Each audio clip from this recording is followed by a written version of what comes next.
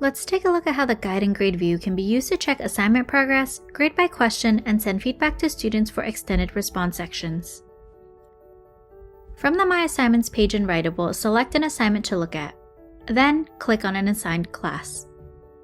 Next, click on the Guide and Grade tab located in the left navigation bar. If your assignment has multiple sections, you will see them displayed at the top.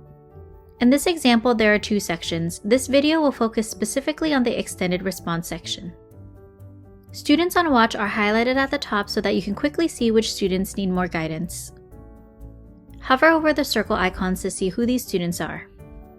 Students on watch include those who have not started their assignment yet, have concerning authorship alerts, high originality scores, and/or low grammar aid scores. Quickly jump to a group of students by clicking the On Watch category or use the drop-down menu to filter through different groups of students. When viewing a group of students, you have the option to send a group message or scroll down to individually message a student. The Guide and Grade page gives you the ability to review all of your students' work on a single page, speeding up your ability to monitor and provide in-the-moment guidance.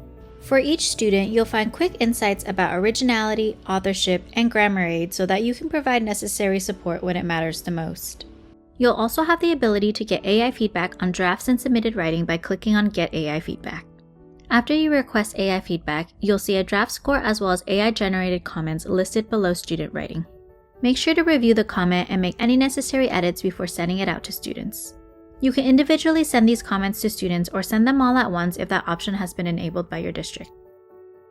To view and grade submitted writing using the full rubric, you can either click on Review Submission at the top of the page or click on a student name to open up the grading stack.